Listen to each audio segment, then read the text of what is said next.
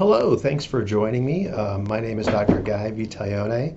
I'm a personality psychologist at Campbell University, and I'm doing some research with other psychologists, including your own Dr. Chris Roddenberry. And we're doing a study looking at trait empathy. The idea is that a lot of years since the 1970s, we've been looking at trait empathy, and some researchers found that it seems to be declining. People's personality or trait levels of empathy are declining. So first of all, why are we even looking at this? The idea is that empathy as a personality construct is kind of central to the human condition. There's a lot of positive psychology strengths, such as virtue. It has a relationship that's well documented in the literature with helpful behaviors, pro-social behaviors, and with altruism. So some people out of Canada were finding that throughout the United States, empathy, personality measures of empathy have been declining since the 70s.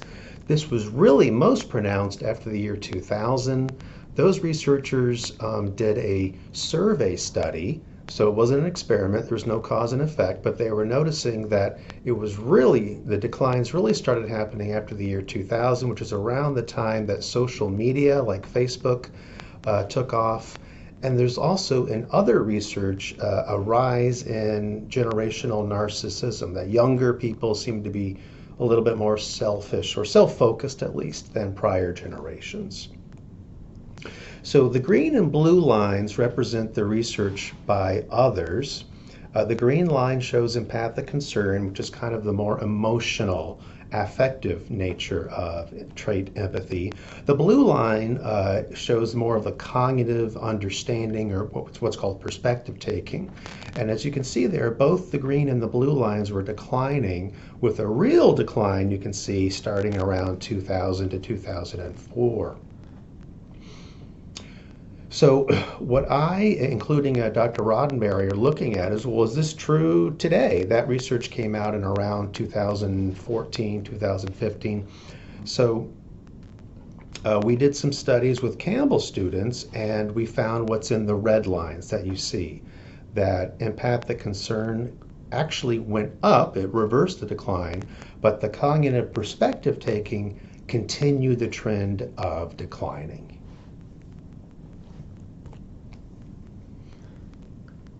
So we did some other studies, though. We actually included a measure of personality for narcissism, and we also asked our respondents about social media, how much time they spend every day on social media, and we got some interesting findings. One was that empathic concern and perspective taking are negatively related to a personality of narcissism.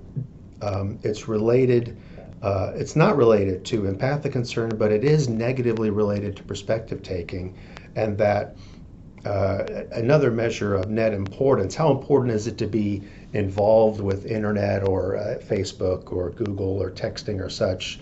It was unrelated to empathic concern, the emotional empathy, but it was negatively related to perspective taking. So that seems to be kind of on trend. So really the purpose of this study was to look at, is empathy continuing to decline? And that's number one. And number two is, why the decline? What's going on here? So that's kind of what the study was about. And we can see here what happened. The study is continuing, shows that American trait students, the trait for perspective taking is continuing, but the empathic concern, the emotional part of empathy, is not. Okay, and so some other pieces about this study. It was a correlational study. It was a survey study, so there's no real cause and effect. We don't know which came first. The informed consent is, in this study, at the beginning, it's simply a description of what we're looking at in the study. There's nothing shocking about it. We're not asking any inappropriate questions. We give people a kind of an idea of how long it takes. It's about a 10-minute study. So all of that is laid out in the informed consent. If respondents are okay with that, they can click they consent, and then the study continues. If they're not okay with that, then they can stop, and there's no penalty for anyone. We limited it to people 18 and older because anyone younger than that, we would have to get parental consent, and that just gets very complicated. So that's why we didn't do that. I hope you found this interesting, and thanks a lot.